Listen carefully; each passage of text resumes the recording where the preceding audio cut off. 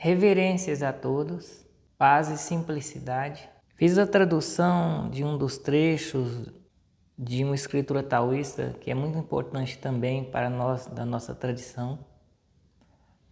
Essa escritura se chama Neye e é do treinamento interno. Vou ler esse verso que compõe a escritura para dar uma direção na compreensão sobre o Qi. O Qi, na medicina chinesa ou na medicina taoísta, ele está relacionado à função. Por exemplo, o Qi do rim significa essa função que o rim exerce. Mas aqui na cultura taoísta, da prática interior e espiritual, Qi está relacionado à energia que gera tudo, a energia, fonte geradora de tudo o que há, na infinitude universal. Às vezes o Qi é traduzido como alento vital. A maneira que o Qi universal se manifesta de forma tangível e perceptível pelo ser humano é através do ar. O ar é uma forma de expressão e manifestação do Qi universal. Porém, quando se fala em alento vital, não se está falando exatamente, restritamente em oxigênio. É algo muito mais do que apenas o ar. Este é o alento vital, Qi, luminoso como o que sobe para o céu, escuro como aquele que desce nas profundezas, vasto como aquele que reside no oceano, alto como o que fica na montanha. Portanto, este sopro vital não pode ser parado pela força, não pode ser acalmado em virtude, não pode ser invocado por um apelo, também não pode ser convidado por intenção. Você tem que mantê-lo. Você tem que mantê-lo diligentemente, sem nunca perdê-lo. Isso é chamado de adquirir virtude. Quando a virtude é adquirida, a sabedoria emerge. Os 10.000 seres serão obtidos. No cultivo, no esforço inicial de se dedicar à respiração, para esse Qi que é tão vasto como o oceano e se eleva a longínquo no céu. O céu aqui ele representa a infinitude indefinível. O oceano representa a vastidão de tudo o que pode haver no reino das formas. É tão profundo, é obscuro, é escuro como desce, mas profundo.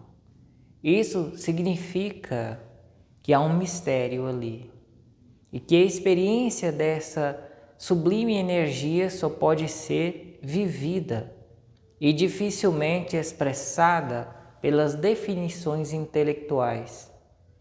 Esse obscuro representa também uma integração em tudo o que há, um senso profundo de unidade, desde o imensurável ao pequeno, ao mínimo tamanho, à mínima proporção.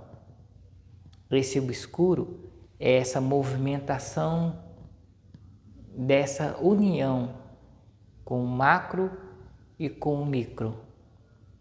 Nesse mistério da experiência que não pode ser dita e definida, através do simples ato de respirar profundamente com atenção pura, o ser humano experimenta o seu Qigong, o seu espírito luminoso. É alto como a montanha. Isso é a consciência que tem uma percepção mais abrangente que atravessa as ilusões. Também isso representa a completa consumação e realização do despertar deste Tantien superior.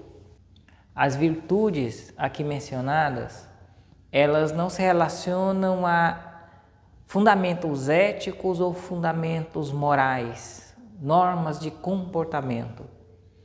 Ela está relacionada à essência primeva de bem-aventurança que se move na consciência e na percepção, traduzindo-se no modo como o ser vai agir e vai falar através da visão mais profunda e integrada.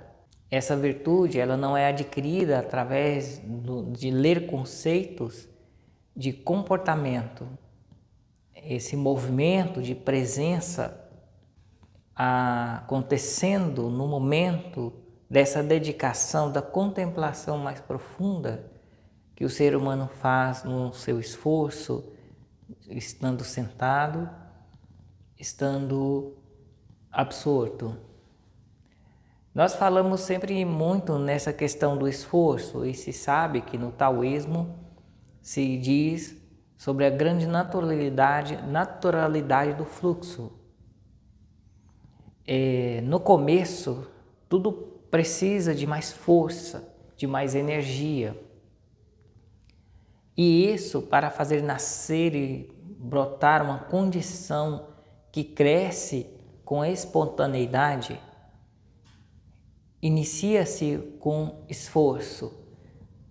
Quando uma pessoa se senta para praticar a meditação, para praticar a respiração desse alento vital, dessa presença universal, haverá um esforço para conseguir acalmar-se, para silenciar a mente nos seus movimentos múltiplos e intensos. Esse esforço é o dar direção à mente e foco. A pessoa se sente, nesse momento, tendo que mobilizar muita energia de vontade, muita força de vontade para conseguir trazer a mente para um foco, para um centro. E essa mobilização dessa intenção e dessa força de vontade é sentida como esforço. E realmente é necessário que haja muito empenho. E esse empenho é uma força. As coisas se movem espontaneamente através de um fluxo, mas depois que o ser humano construiu uma condição de consciência para isso. Antes, se pode entender que na vida tudo vai acontecendo a partir da espontaneidade,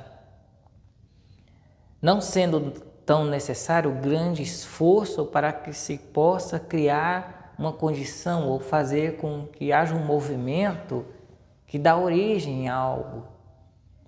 E isso é um entendimento que o ser humano consegue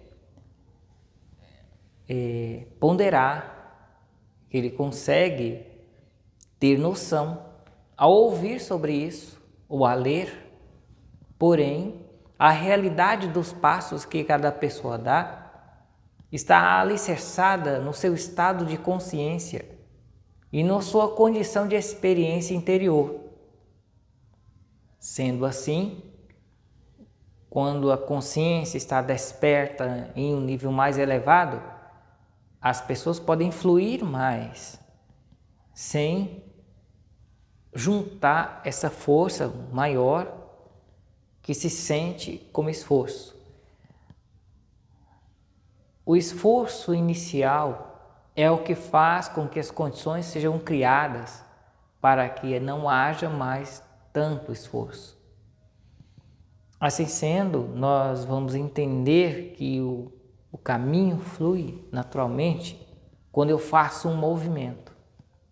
Porém, a consciência, ao estar mais despertada, faz esse movimento seguindo o impulso natural da natureza, não havendo esse esforço, sendo que isso foi construído através de uma consciência interna e de uma experiência, e não meramente uma ideia intelectual a respeito de que tudo funciona sem esforço.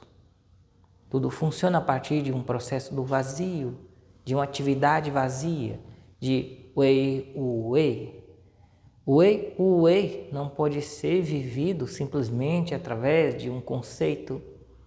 É um estado de consciência que se move fluindo com a natureza divina das manifestações universais. E alcançar o wei precisa antes passar por um movimento de despertar que acontecerá pelo exercício do cultivo